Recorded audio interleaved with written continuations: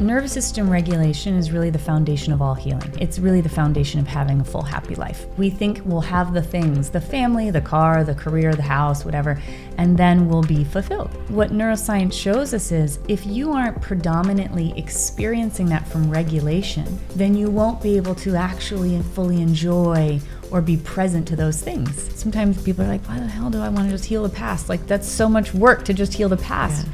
But when we have internal safety and we're home inside, that means we can be home anywhere in the world. And it means that we're choosing everything from choice instead of survival. Welcome to the Heal with Kelly podcast. I'm Kelly Noonan-Gorse, and every week I speak to the leading doctors, healers, spiritual teachers, and scientists to find out what is truly possible when it comes to healing. I also interview real people with extraordinary healing stories. My philosophy is, what's possible for one is possible for all.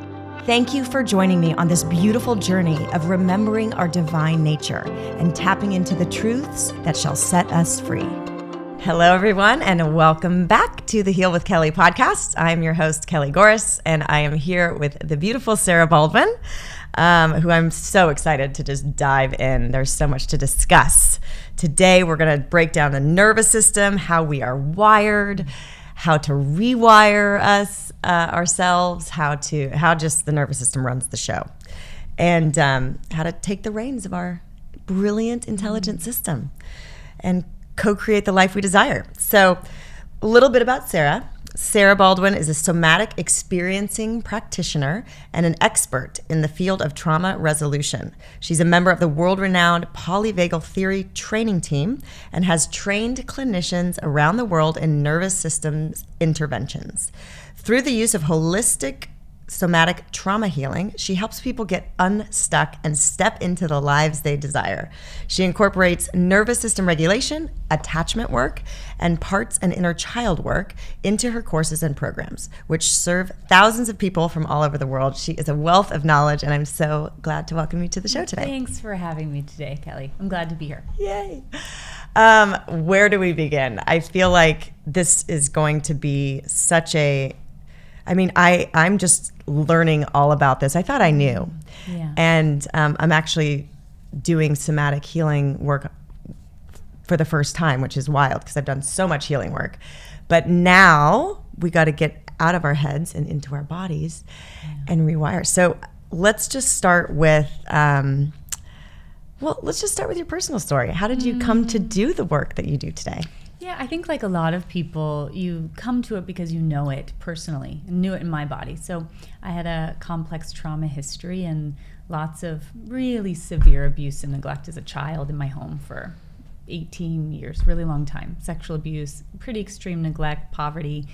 And the result of that is my nervous system did a really fantastic job of ensuring I survived through the form of dysregulation. So dissociation, panic, all of those are symptoms of self-protection. And I was in my early 20s, and usually what happens is when you come out of those environments, you come into safety. That's when things start to arise. Our psyche's like, oh, you're not in survival anymore, and now you have the safety to process what's actually occurring. So I moved to LA from, in Boston. I was going to college in Boston, moved here, and then things started to arise. And I was already struggling, of course, a lot. And, for me, people like me, there's really only two options. It's not be here, or you have to find a way to be able to tolerate being here. And that's where healing begins, I think, to go from this perpetual hell you're trapped in, which is your body. Your brain's involved, but it's predominantly occurring in your body. And then we get to a place where, I can tolerate being here. And then the goal is that we get to a place where we can thrive here. And so it brought me on a 20-year now journey of trying to find my way. And I was, voraciously reading everything. And then I tried every kind of therapy you could possibly imagine. I was going to every possible retreat, like just doing everything. And the thing about mental health, and then I went back to school a decade ago and started to do this professionally when it changed my life and allowed me to have the freedom that the truth is very few people that start where I started here are able to get here. Mm-hmm. And it's not because anything special about my system, it's because I was able to find the path. And the mental health world, unfortunately, it's still really archaic, meaning like if we go to a doctor, a medical doctor, it's public knowledge that there are specialists. So if you have a heart issue, cardiologist, eye issue, ophthalmologist, and everybody just kind of knows that. When it comes to mental health, if I polled 100 people and I said, what does that mean? Like, who would you go to? They would say a therapist. That's the only word they would know. And if I pried a little bit, they might get to talk therapy is like the term that they could come up with, which is psychodynamic work. And it has a place, of course, but you could go to the best psychodynamic therapist in the entire world, best CBT's therapist, and who's, so incredibly skilled. But if what you actually need is somatic work, or by the way, I would say everybody needs somatic work in tandem, it would be like going to a really amazing cardiologist who does perfect heart surgery when you're having a gastroenterology issue. And so then what usually happens is people end up feeling like something's wrong with me because it's not actually creating the change that I desire. And that happened to me so many times. And then not only that, but there's also an order or road to the healing process that has to happen. Sort of like if you go to physical therapy, like I broke my ankle last year, if I just started doing jump squats, immediately after breaking my ankle, I would injure myself more. And so what happens is people start their journey and then they do IFS straight out the gate without regulating their nervous system, so they can't get their adult self present. Or they do EMDR without building capacity. And so then what happens is people get flooded, and it ends up making people feel, like me, that it's impossible to heal and that there's something inherently wrong with us. And it's an exhausting process. So after really finding freedom for myself, I went back to school and then also started to bring all these modalities together because they're kind of siloed. And in my field, they become a little bit like people who trained in one modality are like, this is the only thing. And the truth is they're all so needed. And there's a progression and an order. And when we have all of those things in front of us in the right way, and the roadmap that's necessary, things happen in a really expedited process. Yeah, amazing. Well, thank you for sharing your story. I'm sorry that thank you. We a lot of us have things that happen that we wish didn't happen, and some of us continue to play that story over and over in our minds, and let it be excuses as to all the things that we're not doing with our lives or think we are not capable of doing. And I love just the more I hear personal stories like this, or people healing from cancer, it's like they wouldn't change a thing, even though it was hell to walk through, because it led them to their purpose. And now you're changing and helping so many people. So thank you. So cool. I think the best thing to start is like explaining what the nervous system is, this autonomic nervous system that really runs the show. And then we'll get into what somatic healing is and why that's the key to kind of rewiring our system. So I say this a lot, but nervous system regulation is really the foundation of all healing. Like really the most rudimentary important thing that we could focus on. And I'd say it's not just the foundation of all healing, it's really the foundation of having a full, happy life. We live in LA. There's a lot of people with a lot of things, and we think we'll have the things, the family, the car, the career, the house, whatever, and then we'll be fulfilled. But what neuroscience shows us is if you aren't predominantly experiencing that from regulation, or what's called our ventral vagal complex, then you won't be able to actually and fully enjoy or be present to those things.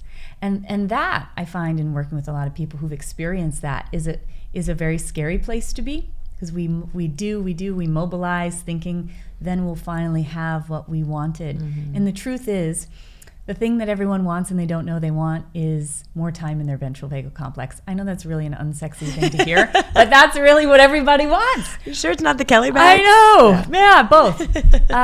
But that's really the thing. So the thing about this autonomic nervous system is it's subcortical, so it lives inside of our bodies. And that means it's not connected to the cortical thinking brain or the prefrontal cortex. So the language of the nervous system is not a verbal one, because it's not connected to the part of our brain where language, rationalization, and reasoning occurs, which is our prefrontal cortex. And this is why when people are feeling depressed and they try to tell themselves, like, there's so much to be grateful for, but you can't feel it And then it creates shame because like, why can't I be grateful? Or I'm anxious and I'm telling myself like, don't have a panic attack, just calm down or whatever. And the anxiety only grows. Or you're looking in the mirror and you're doing affirmations and they're not landing because you're like... You have like this people with notes all over their house, like I'm safe to rest or like I'm lovable, and you read it and you're like, I don't believe that. Not landing. Yeah. And that's because I'm trying to speak a verbal language to a system that can't hear it. It's the language of the felt sense. So our nervous systems, I think of it like a vehicle. And we learn so many things in our lives, which I just still, I've said this so many times, but find this fascinating. This research has been around for 25 years. And we learn so many, think of the things we learned in school, right? And then like in college, I don't even remember what I did there. So, like what? What did I learn? But nobody teaches us about this system that lives in our bodies. That is, when I said it's the foundation of everything. This system is responsible for every thought you ever have. So it creates your thoughts. It creates your feelings. Any feeling you ever have is a result of what's happening in the system. It creates every sensation you ever have in your body. This one, I say this thousands of times, and it still floors me every time I say it. It creates every behavior.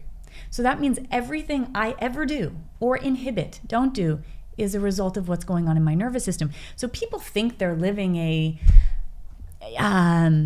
self-guided life, but if you aren't in control of your nervous system, you're not. It's like a Waymo car. It's driving you. Which freaked me out, I know, by the way. I drove them the other day, and it's really crazy, but it helps with my metaphor. That's what it's like. So our nervous system creates all the behaviors. It creates our perception of ourselves, how I experience myself, how I experience you right now, everyone else in the room, and the world around me. So, and there's only 6 states in your autonomic nervous system. You and I are experiencing one of them right now, and you have to be experiencing one of those 6 states at any moment. And each of those states, I think of it like a planet, a world in and of itself. So inside that world, there are thoughts that happen. There are ways that you see everything. Like you literally see things differently. There are different behaviors that'll happen, emotions and all of that. And dependent on the state, there are 3 states of regulation and 3 of dysregulation, but that will literally be guiding your entire lived experience if you're not in control. So it is really paramount that we understand this system. But because none of us were taught this, what happens is it's like we get plopped in the back seat and our nervous system takes over on cruise control. It will drive things for you. And it has the ability to do that. It's evolved for 500 million years too. And so most of us are in the back seat of the vehicle and we don't even know it. And then I think of this like for each of us, there are different categories of roads in front of us in life. Roads of safety, roads of familiarity, and then roads of our deepest desires. So our nervous system's primary job, the number one job, is to keep us safe and alive at all costs. That's what it cares about the most. And it's so resourced in order to make that happen that it has this first line of defense called neuroception. It's a threat detector that lives in our brainstem. Every millisecond of our lives, like right now, and there's 1,000 milliseconds in a second, so a lot, it looks out into the world and it says, is that safe, dangerous, or life-threatening? Is that safe, dangerous, or life-threatening? Since we took our first breath, it's been doing that, which is wild. Wild. And it has this internal database or computer system that lives in our midbrain. The computer system has every lived experience we've ever had in our lives inside of it. We don't have to remember them, they're all in there. And via epigenetics, it has our ancestors' experiences too. So that's what it looks to decide if we're safe. It's a really smart, intelligent system. It's a lot of megabytes. It's a lot of megabytes in this system. There's a lot in there. And the thing is, it doesn't need identical matches in order to decide if something's safe or not. Just flavorings are enough for it to make a decision. So remember, its job is to keep us safe. So let's say in this database, I have experiences in the past where love is conditional. So I had to be perfect in order to be loved. Mm-hmm. Maybe it wasn't safe to use my voice, to take up space, to be known, to be big, to take risks. Because that I've been made to feel like I was wrong or bad or whatever. Those are just some things. Let's say those are in the database. Or maybe I was abandoned. Put that in there too. So we'll just throw the whole thing in. So when it looks out roads in front of us, there's this category of roads of safety. Those are roads that our nervous system says are highest likelihood that they will not replicate the past. So for example, let's say taking risks wasn't safe, using my voice, taking up space. Roads of safety. I'm going to be a perpetual student. A lot of people do this. They just keep taking courses and doing things where they can be in the back burner, not in the limelight, because that is really scary for their nervous system. They become a perpetual student. They stay in a 9-to-5 job that they don't really love. But for their nervous system, that's safe. It's predictable. I know I'm going to get a paycheck. I'm not really seen. I'm not challenged. I don't have to be vulnerable. So great, let's do that. I stay in a relationship where I'm invisible. And the thing is, we don't want those things. We don't like them. If I'm not in the driver's seat, my nervous system is guiding me down that path, which is why so many people find themselves not living the right life. Then we have these roads of familiarity. Our nervous systems like what they know, not because they like us to experience bad things, but if we experience something bad in the past and we're alive right now, that means our nervous system learned how to navigate it. Meaning it learned exactly what to do. So it will be pulled to the familiarity because it says, I know what to do in those situations in order to maintain safety. So that's a good idea. And also, if I could make it different this time, I might be able to change the past. So which is why people stay in abusive relationships and that's friends that don't have that past can't imagine why they would stay. Exactly. So what they do is, in that example, let's say in the past it wasn't safe to be seen. The way I got love was by caretaking someone else, having no needs, being overly focused on you, making sure you're okay, being meek and small. Maybe that was modeled by my mother. So my imprint for what love is, and that's love in the database. That's all our system knows that love is. And I know how to navigate that perfectly. So I'm going to find myself subconsciously drawing in people over and over again. I did this for literally from my first boyfriend. This isn't really a boyfriend, 13 years old, until I was in my mid-20s, were all people that ended up shiny penny people. So oftentimes narcissists, which is where I came from, whom either had a significant other I didn't know about or ended up leaving me for someone else. The same thing over and over again. Oh, and I had no needs. They had all the needs. I couldn't have certain emotions like frustration or whatever that was shut down. So this was a consistent pattern. I could go anywhere in the world, and those are the people that I would draw in because it's all happening on a nervous system level. Waymo's driving you there. Because Waymo is driving the car. So then we have these last roads, the roads of our deepest desires. Some of us are in touch with what those are, but I just want to name for anyone who's not in touch with them, you are in touch with what isn't working. And underneath what isn't working is your desire. So it's all inside of us. So some of us might even know, like, oh, I just want to call in a partner who really sees me, or I feel deeply connected with, or I have this calling on because I think we all have callings here in this world, and our healing is what brings us to it. But there's this thing I'm meant to do in the world.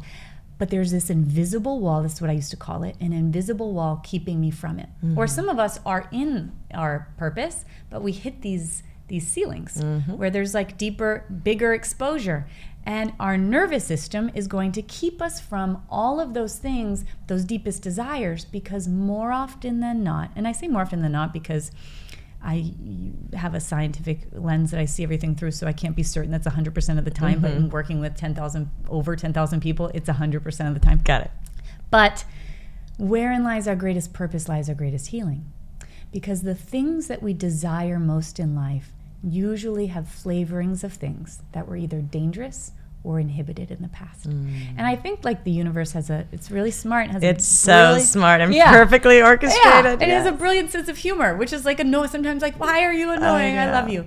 It dangles carrots. That's the purpose thing, I think the purpose thing is. And those, like, I just want to have a family. I never had a family, so that's something I always wanted. But that's to my threat detector in my database. Family is a dangerous place. So therein lies the problem, right? Because that's what I want, this carrot over here. And my nervous system is saying, no, not that. I love you too much. Invisible wall. To ever have you experience the pain of that again. Or someone's like, I want to write my memoir or a book.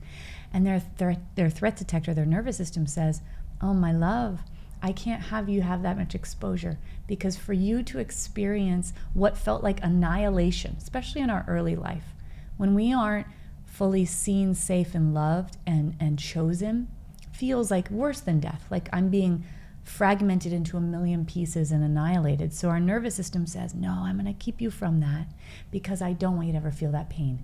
And that's the invisible wall. I spent like a decade trying to will. I'm a really strong-willed, stubborn person. Double Capricorn. I tried to will my way towards the things I want. There's no amount of hard work or will that will make it happen. Your nervous system will stop you. So most people are currently riding down either those roads of safety or roads of familiarity. And what we all want is to be driving down those roads of our deepest desires. And when I say things like, their family, purpose, also other things, like there's a lot of people that they'll say, like, I want to travel more. I want to solo travel. I want to take risks in my life, but they can't do it. And again, this is all because if you are not in the driver's seat of your nervous system, it's going to be driving your whole life. So it's a really long-winded way of saying the nervous system work is really, it's just rudimentary. It's the foundation of everything that we can possibly do in our life, certainly in healing. Yeah. But it is, if anyone listening is wanting to have more life, and when I say a big life, I don't mean obviously material things. A big life, meaning that there's congruency. The experiences I feel inside are made manifest outside. I think that's what we all want. Totally. And nervous system work is the foundation to make it happen. Oh my gosh, so much in there. Like, first, as you said, the universe has a brilliant orchestration, and also, it's like mathematic. It's like scientific. Like, it's magnetic. There's mathematical equations of like why the healing leads to purpose and all of that stuff.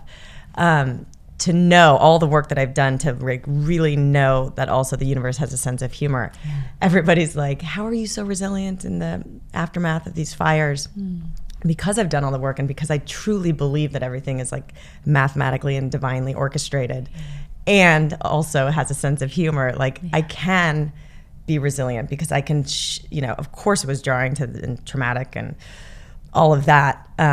But now I can be in a place where like it's all perfect, and I really truly know that in my system because I've done the work, and I continue to do the work, and I will continue to do the work until I take my last breath in this iteration. I just want to say I love that you said that, because it's such a testament for people listening that why do we do this work? And because sometimes people are like, why the hell do I want to just heal the past? Like, that's so much work to just heal the past. Yeah. But when we have internal safety and we're home inside, that means we can be home anywhere in the world. And it means that we're choosing everything from choice instead of survival. Like, I can choose this relationship, I don't need it. I'm choosing it. I could choose this house, I don't need it. And it frees us up to flow down the river of life and be carried. What you're describing so beautifully is that process of, I can surrender to life, and I know no matter what, I'm going to be okay. And I think it's just so beautiful what you're saying, because it's the pinnacle of what we're all really desiring in our journey. So I'm glad you said that. Thank you. And then the other thing that you said that stuck out is like this beautiful conversation you had with our nervous system talking to us. Like, I know you want this, but I can't let you do that, because it literally feels like an annihilation. And it's based on the nervous system is set up to keep the species evolving and surviving. That's right. So it does. That's why, like, and I want to get into, these tolerance steps and all of these things. That's why kind of doing the healing work sometimes, or going back to the trauma, if we don't have this awareness of the nervous system, like, it literally feels life or death. Like, I cannot use my voice or I will get killed. It's irrational, because it's like, no, you're just in an argument with a coworker. That's right. That's right. So let's go into, I guess I really want to know if you could just break down the 6 states. Yeah. A little more detail. Yeah, of course. And each of those states, again, it creates the entire lived experience that we could ever have, which I think is so wild. We know that so it's helpful to know. Yeah, if that's the truth, I think we really need to know these things. So there's 3 states of regulation, 3 of dysregulation. When dysregulation occurs, I think of it like our nervous system is standing in front of us. So it's blocking us. Its whole job is to ensure we don't die, that we're safe. And so, but you can see with my hands, if I'm blocked like this, that means, how the hell am I going to manifest the things I want? Because my nervous system is the biggest defense force there possibly is. So it will make sure those things stay out, keeps the bad out, but it keeps out our desires. And it also keeps us from coming through this barricade into the place that we want to be. So when our nervous system says, oh, I think that's dangerous, but we can do something about it. Because in the past, we were able to do something about similar things like this. it calls in something called, our threat detector does the calling in. It calls in something called our sympathetic nervous system. That's a state of mobilization, and people call it fight or flight, but it's really mobilization. So all about the doing. When we're here, I think of this like we're in motion, like a cheetah running from a lion maybe. And it's all about the building of energy in our body. So our organ systems our whole body is so fascinating. And I say this especially for anyone who's felt lazy or like you're broken or inherently wrong. It's fascinating how well working we are. That if in a millisecond our threat detector says that's dangerous, go to work sympathetic, we have all these nerve endings, thousands, that cover every organ system. So when we're in sympathetic, we need as much energy as possible. We don't really need our liver to be functioning fully. We don't need to digest lunch fully. And really, who cares about a common cold? So the nerve endings constrict around each organ. And they're speaking to the organ and saying, hey, we're in trouble. Can you give up, I'm going to make up a number, but 50% of your energy right now? So your liver, your gallbladder, your GI tract, your stomach, your immune system, your brain, because it takes a lot of energy to function, for our brain to function. They all say, sure, I'll give up all this energy.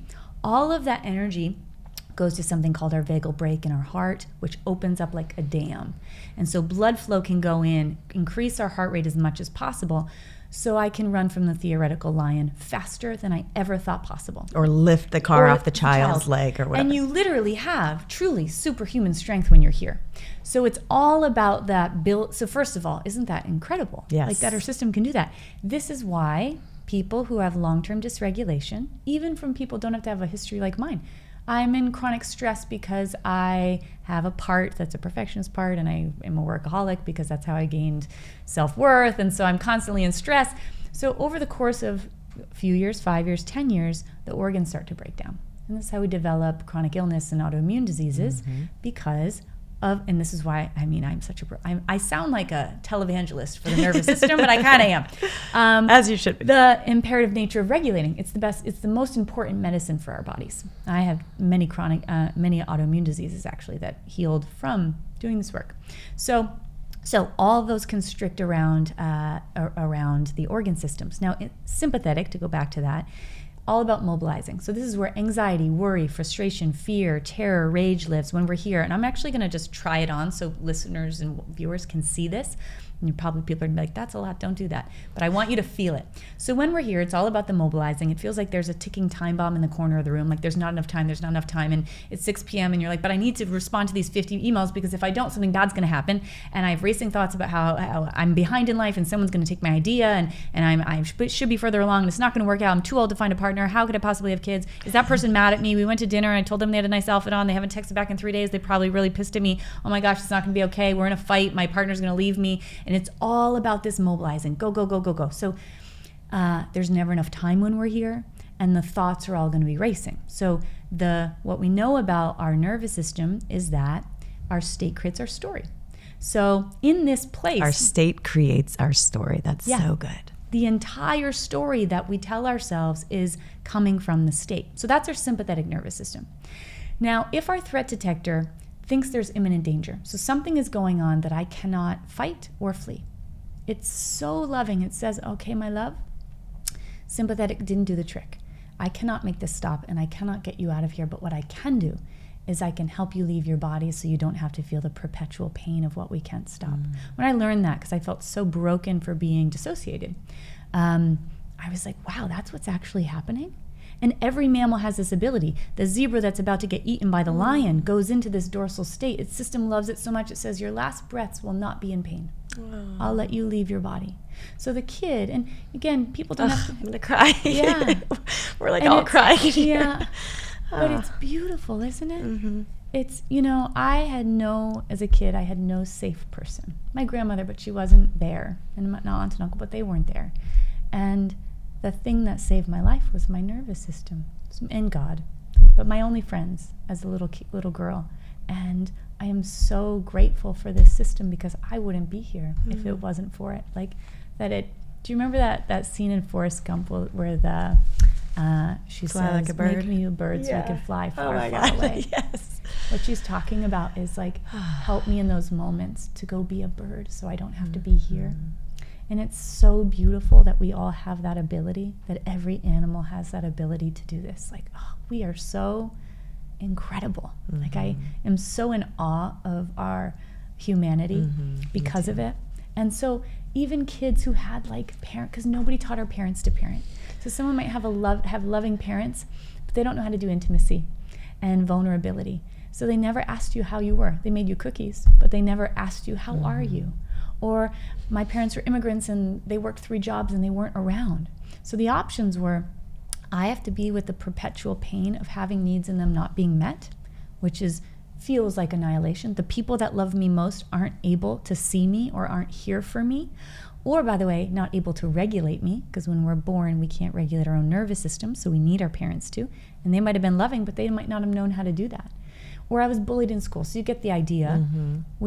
So our nervous system says, I can't leave this or make it stop, but I can cloak you in this beautiful thing called your dorsal vagal complex. And when you're here, you disconnect from your needs. You disconnect from what you feel. We don't have to be there anymore. Let's just go up in our heads. A lot of people who are more in their thoughts and don't even know what they feel in their bodies, this is why. Or we can help you leave your body altogether. So dorsal is the opposite of the cheetah running. I think of it like a bear in hibernation. It's energy conservation. And we only go here when we have so much dysregulation, terror, panic, overwhelm in that cheetah running, that it says we can't do anything about this. Let's cover it up with dorsal. So the activation is underneath that. When I was younger, in my early 20s, people would ask me, like, what happened to you? And I was starting to remember, but I would tell at least the bullet points, and then I would look up and they'd be crying. And I felt nothing. And I was like, I don't know why you're feeling anything. I mean, it's, it is what it is. And that wasn't because I didn't feel anything. It's because the feelings were so big that they would have engulfed me. So my system said, I'm going to cover them up so you don't have to feel them. Part of healing is, unfortunately, we remove the cloak, and then we have to be with what's there so we can let it to leave our bodies. But this dorsal system, so it's a bear hibernating. It starts with, I'm in a funk. Just feeling kind of in a funk, apathy. And I'm going to try this on so people can see it. Just think of a bear hibernating. So I just start to feel like I'm going through the motions of life. People are like, what do you want to eat? I don't really care. Do you want to go out to dinner with girlfriends on Friday? Not really.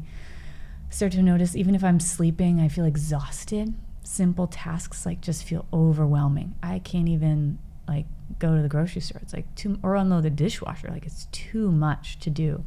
And then I start to notice that I don't want to be seen. So I feel deeply lonely, but I don't want anyone to look at me. I'm out in the world and I just want to be invisible.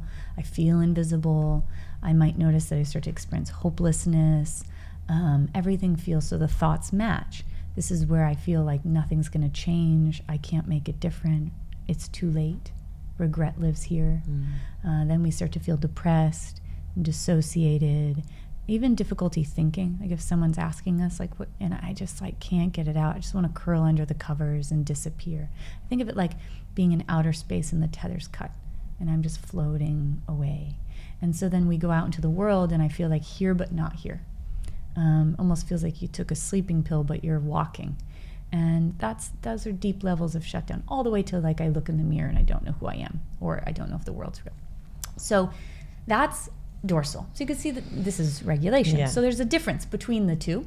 And then lastly, we have the state of freeze that so many people experience. I think of that like deer in headlights. And it's equal parts the sympathetic system met with the dorsal vagal complex. Interesting. This is really common. I find this very common with entrepreneurs. Either they're in sympathetic go, go, go, or they get into this place. Mm-hmm. I find this with working with people who are trying to figure out if they should leave or stay in a relationship. Mm-hmm. The 1 foot in, 1 foot out is freeze. And I was in a marriage, we were 13 years, and I was in freeze around it for 5 of those years. 1 foot in, 1 foot out, 1 foot in, 1 foot out. And I just want to show people, I want people to feel what this state is like. So you have all of that anxiety, mobilizing energy, but you're trapped in it like a cloak. A lot of shame around this because we feel like, why am I not doing something? So I want you to do this with me. Push with both hands as hard as you possibly can. Imagining that, and one hand is sympathetic and one's dorsal. So if you guys are listening, just audio, we're in like a prayer position and we're pushing our hands against each other as hard at like as our they can. heart. Yeah. And imagine your left hand is sympathetic, pushing in one way, and dorsal is the right, pushing the other. And what I want everyone to notice is we've done this for 5 seconds. Notice how much energy it is taking to say stop, shaking. Right? I'm sweating, shaking. Okay, we can stop. Okay. That's a lot of energy in 10 seconds. Mm-hmm. That's what it's like to be in freeze. I have to, but I can't. I have to, but I can't. All I need to, a low-grade freeze is someone texts you. I know this feeling. And they text you and you're like, oh, I'll respond to them later because I haven't responded in a month. And so now I have to feel like I have to apologize, but I'll do it later. But then I don't do it. So now I think about it. Oh, shit, I haven't responded. I really need to respond, but I don't do it, but I need to do it. Or other people, they want to have a child. I really need to go to a fertility clinic. No, I'm not going to do it. I need to do it. I'm not going to do it. I need to do it. I'm not going to do it. And now it's been 3 years. Or I want to start this business. I sit down at my computer. I need to do this now because how am I going to pay my bills? And also I have this calling on my life and I need to do this thing that I'm called to do in my life in a bigger way. And then you feel blank and shut down like you need to take a nap. But then you need to do it. But then you take a nap and you're like, it's been 6 hours. What have I done? And then you organize the junk drawer again. And you're like, I think I'm going to go wipe the counters again, or like fluff the pillows and chop them in the middle again, even though I did that an hour ago. And then I go do something else. And then I come back and I'm frozen again. This is my constant state. Yeah, it's such a common state. So many of us. And then we feel a lot of shame. I used to punish myself. I would be like, Sarah, you're sitting at this computer all day today on Saturday until you do this thing. You know how to accomplish things. Do the thing. When I'm still writing my book, but when I began writing my book, and I do this professionally, I had a big publisher ask me to write it and came to me. It wasn't something that I went to figure out on my own. And I was like, I'm going to do this in 6 months. And my nervous system was like, this is like a big opportunity and big exposure. And even doing this professionally, noticed myself getting into that place of, you're writing the book as if millions of people are reading the book as you're writing a sentence. Your nervous system is going to say, you don't have the capacity to hold the life, neither of us do, none of us do on this planet, to hold the life we're going to have a year from now or 5 years from now. So if we try to approach, this is the thing about manifesting, you can't do without the nervous system. Because if I try to do that and I don't have the capacity for it, my nervous system is going to stop me, and often in freeze. So it's a very common state. So many of us find ourselves Say in. that again. I think this is so important. None of us have the capacity to hold the life we are going to live a year from now. 6 months from now. 6 months from now. A year from now. 5 years, definitely 5 years from now. And why is that? Like, explain that a little bit more. So, because this is so good. The good things have an energetic quality to them, an energetic charge. And so the thing that's not talked about enough, especially in like self-help and manifestation work, is that the good doesn't feel good at first to our nervous systems because it's not known. And the good usually means greater exposure. So instead of my nervous system standing in front of me or even like guarding me here, it's like it's standing at my side. And the thing about it standing at my side is, look how exposed I am. I'm exposed to good things, but I'm also exposed to not so good things. Yeah. So, there was a time in my life where I was sitting on the comfort of my own couch with like a night garden and like a zip-up robe and blue blocking glasses, and I could watch Pride and Prejudice all day long and think like, oh, I want a partnership like that where I'm not invisible and where I can get all my needs met. Like when I was in my marriage, I used to think about that and like maybe that exists for me. And when I'm on the comfort of my own couch, my nervous system will let me fantasize about it. Same goes with anything you want to do. If it knows it's watching you and you're like, you definitely look like you're not going on a date right now, Sarah. So like, yeah, dream about that. Or the book thing, it's like you're laying in bed. It doesn't look like you're writing a book. So like, yeah, dream about that thing. Do whatever you want. But then the moment you go to actually step towards that thing, your nervous system's like, oh, you're actually going to do that thing? No, I'm going to make sure that doesn't happen. So something, for example, like vulnerability. I think one of the most primary human needs or things we want so much is to be known. We just want to be deeply known. Yes. And being known means the greatest levels of exposure. And not just exposure to the parts of ourselves that we think are good, but exposure to the parts of ourselves that we have tucked away deep inside of ourselves. Because at some point in our lives, we got the message that our inherent beingness was wrong. And that is maybe one of the most painful things to experience. So we tuck that part away. Now, the only way to be fully known is that we take that out and we risk showing it to someone else. Take all the masks off. And to that little 3-year-old part, the terror of, but what if they say, oh, they were right. You are unworthy.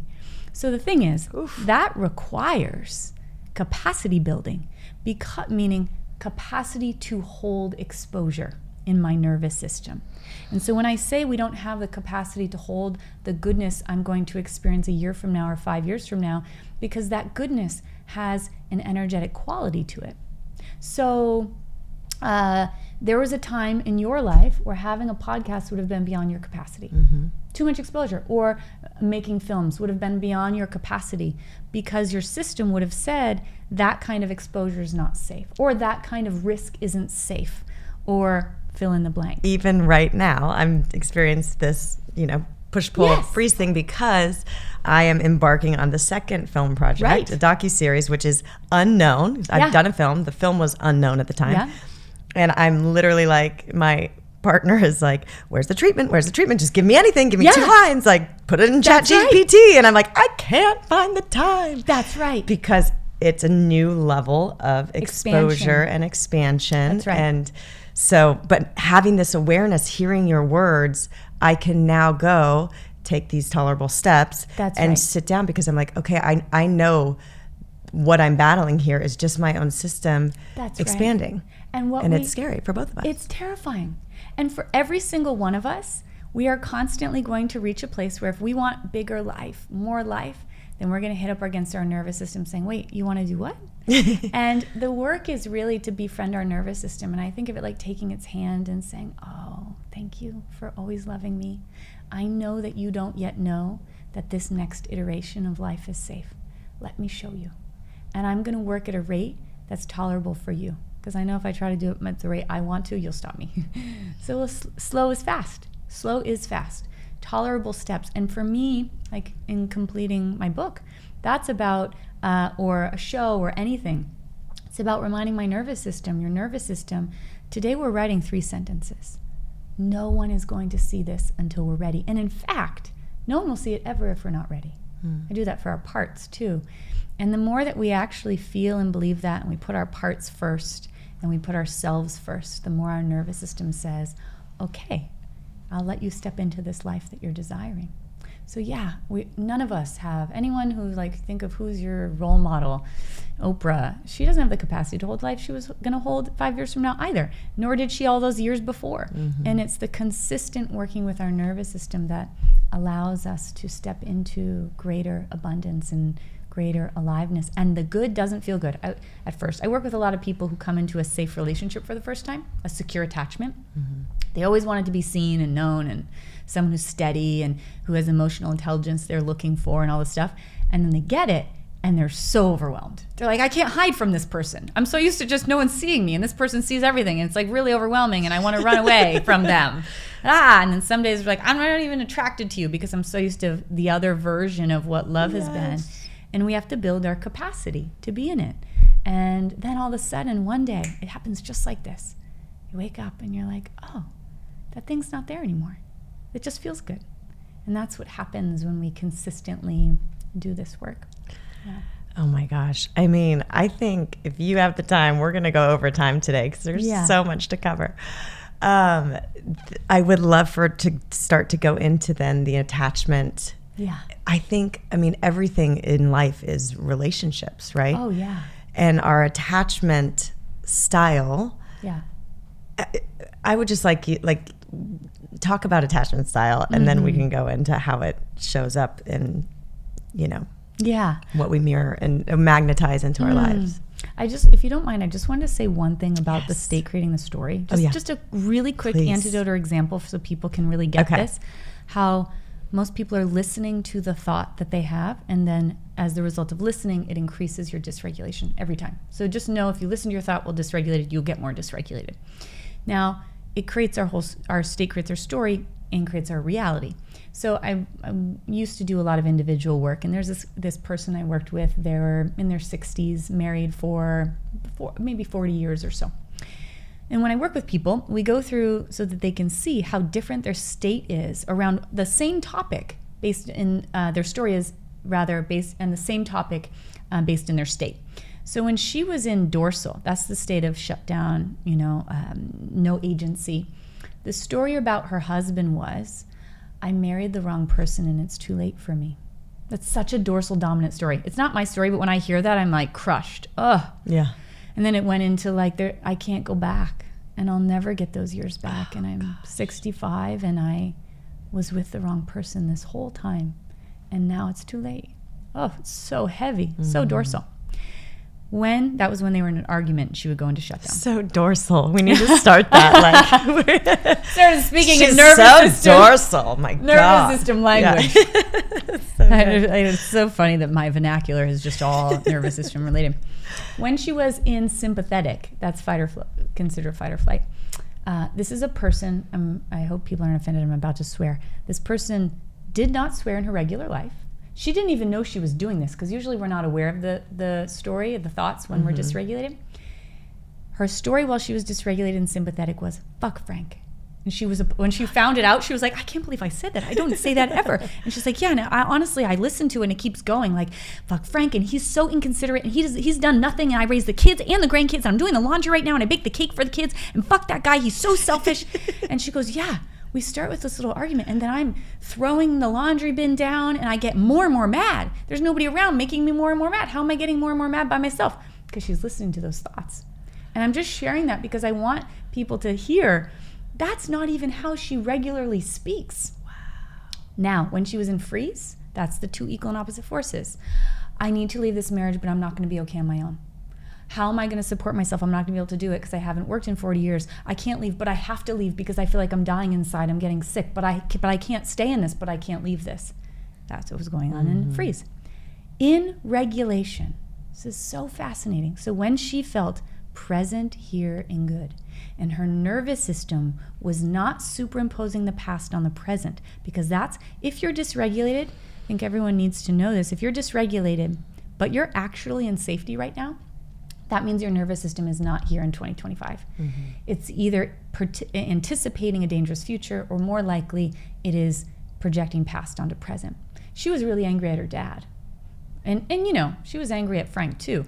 But a lot of this was anger projected from anger at her father, because when she was regulated, her truth was this. It makes me so filled with emotion. I've said this a lot, but emotion, because so many people's lives are being chosen not based in what they actually want today. Her story in regulation was, it's not easy, but I'm so glad to be going through life with Frank. And he has helped me look at things that were really hard to look at. And maybe it would have been easier with somebody else who didn't hold mirrors up that reminded me of things. But together we've taken steps and worked through so much. And I'm so glad to be doing it with him. And so look at the story difference. And for most of us, we are following stories from dysregulation that are rooted in the past. And then people, for example, in relationships, they stay in relationships that aren't right for them. They leave ones that are actually really good for them. Or the same with jobs, or the same with any decision in life. So, and by the way, her story in regulation could have been like mine was. This served a beautiful purpose in my life. I wouldn't have healed if I didn't have my marriage. It was my first safe place. And then I grew beyond that kind of relating. And the story was, this is meant to transition, and I'm so grateful for it. So I just want to name the story isn't always like roses, but it's always right and grounded and anchored in peace. And so I just wanted to share that, because most people have no idea. We just think whatever we think is accurate. Yeah. But that's why all the master teachers are saying, enlightenment is found in the present moment, but we can't even be in the present moment until we learn to regulate. Yeah. So anyway, thank you for letting me share that. I just think it's important for people to understand. So important. So can we talk a little bit about attachment theory? Yeah. And where, because I feel like that's kind of early childhood is how our nervous systems are wired. So let's get to the foundation so we understand like how we're wired, and then we can just briefly, because we'll probably be out of time for this episode, touch on the hope and the somatics of rewiring. Yeah. So our way of relating to human beings is imprinted in our earliest childhood experiences. Becomes the blueprint for what it means to relate to others. So when babies are born, we come into the world and our autonomic nervous system is not fully developed yet. So that means that when I'm in distress, I cannot self-regulate. It's not physiologically possible. For our generation or older, the cry it out method was a thing that was done. Yeah. And everyone thought, like, this is good because it calms the baby down. No, they're going from sympathetic to dorsal.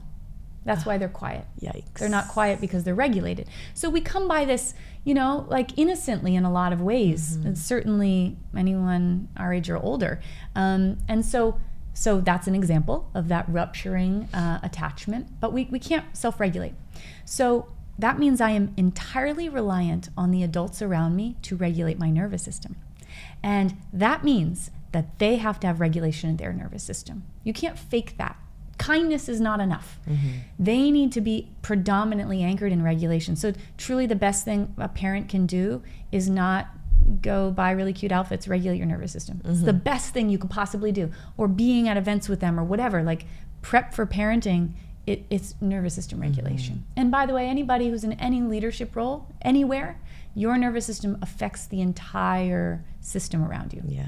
So I love that you said that, like in the podcast with Mark Groves, our mutual friend, you were saying like even corporations need to do this work because the leader's nervous system co-regulates the nervous system and a lot of them company. Of the entire company. And it's just so fascinating to me, and it makes so much sense because it's all energetics and field. Yeah, exactly. So a baby can't self-regulate when they're born, and that means that I'm entirely relying on the adults around me to do that. And what research actually shows is, it's just fascinating, caregivers only needed to provide a child with these primary needs 30% of the time for a secure attachment to be imprinted. Oh, thank God. Yes. That gives me hope for Riley. But also, this means that for many of us, oh my gosh, our parents did it less than 30% of the time. Yeah. So what's needed 30% of the time is consistent ability to attune, to empathize, to help us to regulate, and of course to create safety that we need. And a lot of us didn't have that experience. So let's say that I had a caregiver who was anxious a lot of the time. And he loved me very, very much, but they were constantly in their sympathetic nervous system. And so because of that, as a baby, it's fascinating. Babies can do this before they can even speak. They can adapt to a secure attachment being inhibited. So a baby says, this is not good. I cannot regulate me, and my mother cannot regulate me. And sometimes she is regulated. I've noticed that. Sometimes she's not, but sometimes she is. A lot of times she's just panicky, and then sometimes she's calm and can calm me. So what the baby learns is, I need to ensure that she is calm more. So what I'm going to do is become overly focused on her, and what can I do to make her happy? What can I do to make her feel safe and regulated? And now I disregard my own needs and my own truth, and I am hyper-focused on you, because if you are regulated, then I will be regulated and I will be safe. And so this develops something called an anxious attachment. This also happens when we had caregivers who projected onto us that we weren't going to be okay in the world on our own. Like, you're learning to walk and the parent says, be careful, you're not going to be okay. Or you don't go there without me. And the constant messaging that I'm not okay with myself, especially as babies start to develop their ability to self-regulate. Now they want to be put down. So this is when they're working the muscle of self-regulation. Like, I want to feed myself. I want to put my clothes on backwards. I want to go out by myself, go in the yard or whatever. And if I have an anxious parent, they're not going to feel comfortable. They're not going to feel safe unless we're like this. Mm-hmm. So herein lies the development of an anxious attachment, where my nervous system says, I am not okay with myself. I'm only okay when I am like this with someone else. And that means I need to make sure you're okay, because if you're okay, I'm okay. Mm-hmm. And the incredible thing is, when I say nervous system work is the foundation of everything, the vehicle responsible for how we attach is our nervous system. Because remember, I said it creates our behaviors and the feelings and the thoughts. So it is the system that is going to actually do the bonding or connecting. So if you are anxiously attached, over-focused on others, a fight happens and I have to resolve it now. I feel like the whole relationship is over and you're mad at me and I can't think about anything else. And you might have an anxious partner who's like, I don't want to talk about this, which makes you more anxious. And you're like, we have to get to the root of this and it's not going to be okay. And I chameleon, which is essentially I become what I don't even have to, I used to do this. I would say things like, I love that movie. Never saw the movie. And I like have high integrity. Like, it's really important to me not to lie. And I'd be like, why did I just do that? Someone's like, yeah, let's go eat Indian. I love Indian food. They're like, let's go eat Indian food. And I'm having like a big gastric issue. And I'm like, yeah, let's do that. And like, that's not what I need, but I'll do it because that's what you want. And I will make sure that you feel so, so, so good. And that will ensure that I'm safe. And loved. Yeah. And so that's all anxious attachment stuff. And it's rooted in childhood. I can relate. Yeah. Then some of us had caregivers whom were neglectful or dangerous. So that means they're not there at all, or they're dangerous if they are there. So my system's in trouble, right? Can't self-regulate. So I adapt and say, well, I'm going to have to fortify myself. And I go to this island. We create this island. Our nervous system does for us. And we disconnect from needs. We disconnect from, because otherwise I have to perpetually be with these needs. I disconnect from my body. So I'm resourcing my dorsal state, that shutdown state, so I can leave my body. And I also learn to be a lone wolf because I had to be. So that means that my ability, so I deeply want others close, but my nervous system, as we talked about, needs capacity for those things. It doesn't have capacity for that, and it sees intimacy and closeness as a danger because it either doesn't know it, never experienced it, or that was dangerous in the past. So and the negative connotation with anxious people is that they're needy. Couldn't be further from the truth. Negative connotation about avoidant people is that they don't care. Like people people throw on words like sociopath or narcissist too often. Just because someone's avoidant doesn't mean those things are true at all. Avoidant people deeply want connection, but their system is saying that's not safe. So when a fight happens, I reflexively shut down. I'm not asking my nervous system to do it. It just does. I feel like I need to leave. I need to get out of here. Or someone says like, we need to go to couples therapy and talk about this. And they're like, no, I can't. I cannot do that. Or let's talk about moving in. And then their system's like, that's too much for me. So that's an avoidant attachment. And again, we resource our dorsal vagal complex. I just want to name one of the most common combinations is anxious and avoidant. And it's I think I have that. Yeah. Because I relate to both very deeply. Common. So I think of it like when a fight happens or a rupture, the avoidant person goes to this island in the South Pacific. Like, I got to get out of here. The anxious person gets in a speedboat and drives to the island, and they get to the island, and then they're like, the avoidant person's like, how did you find this island? I'm the only one. It's like Castaway. How did you find me? And they're like have a megaphone. They're like, get off the island. We need to talk about this. And then they dig a hole under the island and they're like going deeper and they're like, stop, get away from me. And it's this chicken or the egg thing. And so incredibly common. It's our childhood asking to be healed in the relationship. And it's younger parts of us showing up, feeling the same kind of scared that they felt when they were little. Both having young parts show up, and that's all really what's happening there. And then just lastly, there's this thing called a disorganized attachment. That's the result of having caregivers who were sometimes a source of safety, sometimes a source of danger. So they abused you or harmed you in a particular way. So my system's going to resource freeze. I want someone close, but then when they get close, I feel panic and I reflexively push them away. I pick a fight. And all of a sudden, now that they're far away, no, come back. I want you to come back. And then they're close, and then I push them away. Or when they get close, I don't know, they kind of like disgust me. They're unattractive, like, ugh. But then when they're distanced, or maybe they're not even shutting down, they're just like, I don't know if I can do this anymore. It's like a lot. I'm like, oh, I'm so attracted to you now. And then they come close, and you're like, ugh.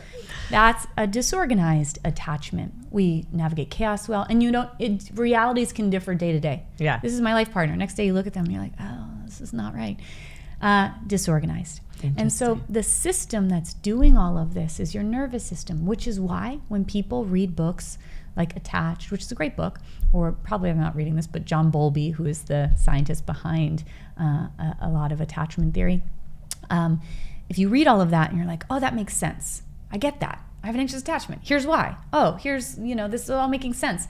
But then you get into a car with your partner and they take 10 minutes to ask you about your day, and you're clocking them and you're like, why didn't they ask me about my day yet? Remember, the threat detector is looking and it's saying, here's a great example. What do I have in the database? I was not seen and I was neglected as a child. So that threat detector is going to be hyper vigilant about how you could be like those people in the past. So if you wait 10 minutes because you're stressed about something and you're telling me something else, the threat detector is like literally like this, like, oh, Okay, it's been 5 minutes. Now it's been 10 minutes. I had a really big day today. I cannot believe you didn't ask about that. You must be like my mother. And then it says, hey, dorsal vagal complex, we need your help. In a millisecond, I go from being open and so excited to see you to, I used to say this about myself, like an ice queen, totally shut down. And then the thoughts follow. I don't need you. I'm never asking for help again. I don't even know why I did. I'm fine on my own. I don't need you. And then the partner looks over and says, what happened? And I would say, nothing. And then they would say, just tell me. Like, no, I wanted to ask you about your date. No, I don't want to talk about it. It's too late. So this is... The 3 other women in this room are all nodding and saying, yes, that's me every day. That's your nervous system at work. And it's superimposing the past on the present. And this is also the incorporation of parts work, IFS or inner child work, that these parts we have protective parts. They work with the nervous system. And their job, I used to call mine a clipboard girl. Her job was to basically prove why this person was just like the past. Now, friends can make they can do all kinds of things. A friend, I'm like, oh, I love you so much. I always see the good. And then with a partner, this clipboard girl is very different. She's like, no, that's not good. Yeah, you did that nice thing, whatever, that's fine. But this thing?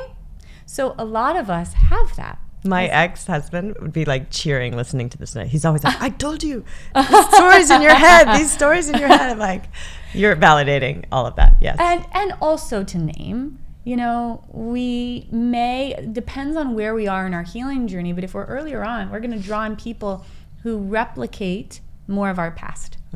So like for myself, I had a very dangerous childhood.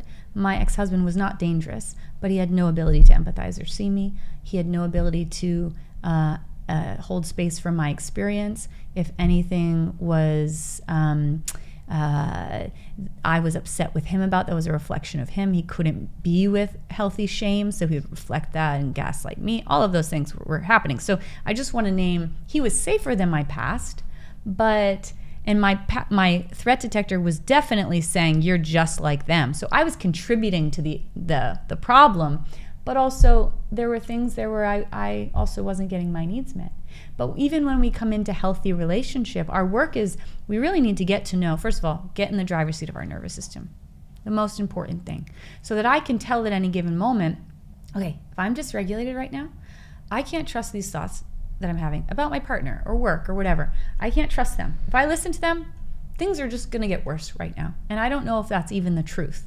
So I have to focus on regulating. And I also have these protective parts that are dead set on me never experiencing those things in the past.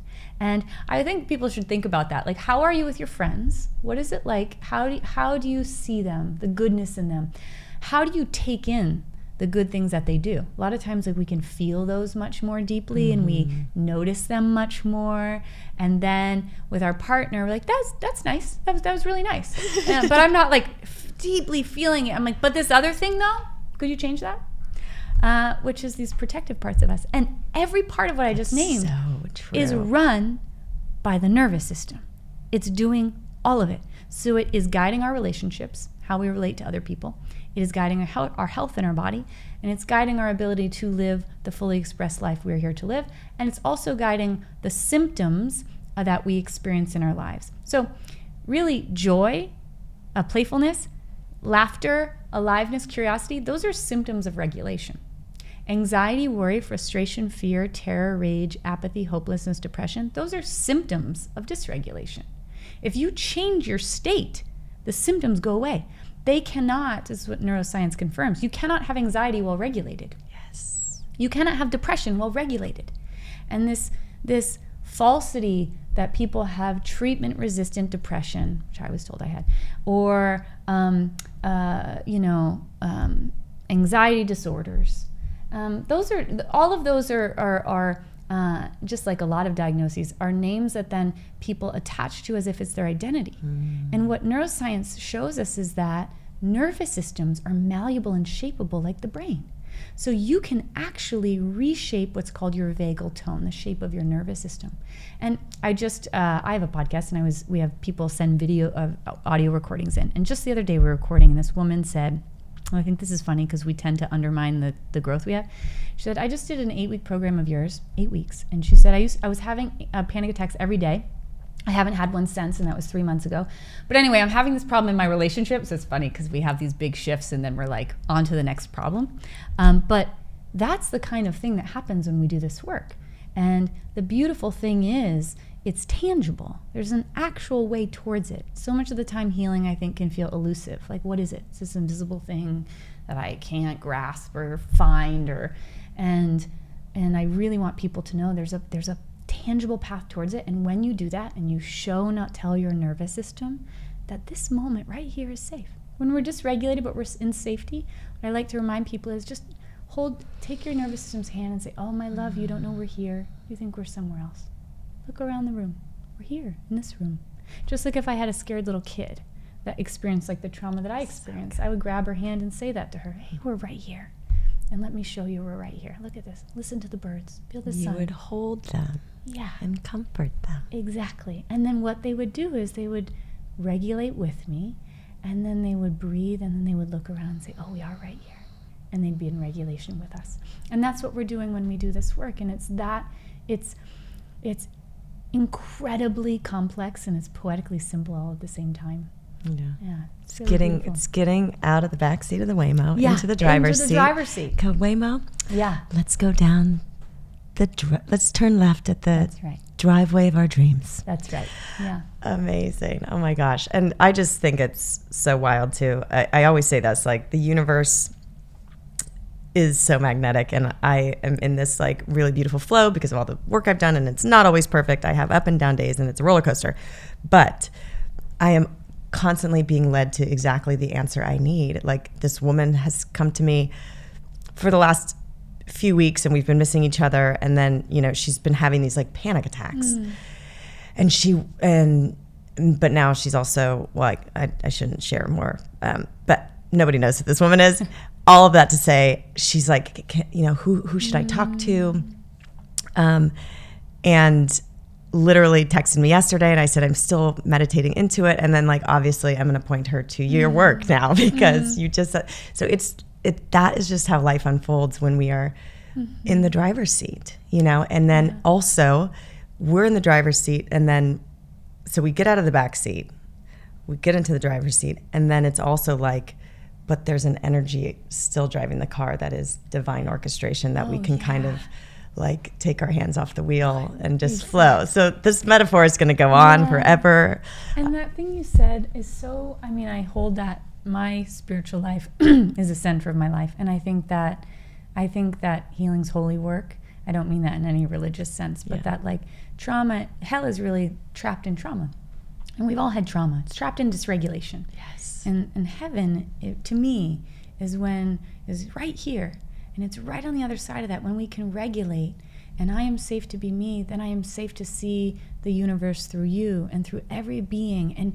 And then when we're alive in our calling, we're used. It's so cool to watch it happen, and like it's just so orchestrated, the way that things arrive for us through someone else, and then we can be carried down the river of life, like you said. Yeah, it's so, I guess our hands are on the wheel, but then we open up to this divine energy that's guiding our hands. Yeah.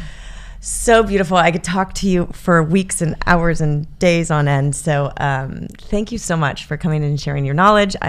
You're definitely going to have to come back and dive deeper into the vagal tones and all of that. And somatic. We didn't even get to the somatic release work, which I'm doing right now. And it's so crucial. It's the key to healing. Yeah. So where can people find your work? Yeah, you can find me at sarahbaldwincoaching.com or on Instagram, and my handle is Sarah B Coaching. I have a lot of free resources that I give, and then a podcast called You Make Sense.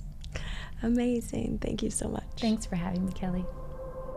Thank you for listening to the Heal with Kelly podcast. Be sure to tune in every Thursday for more empowering wisdom and inspiring healing stories. And make sure you hit the follow button on Apple, Spotify, or wherever you get your podcasts so you don't miss that one episode that holds the answer you've been searching for. Oh, and if you found this episode inspiring, please rate, review, and share Heal with Kelly so that we can grow our audience and reach more people. We truly appreciate it. Lots of love.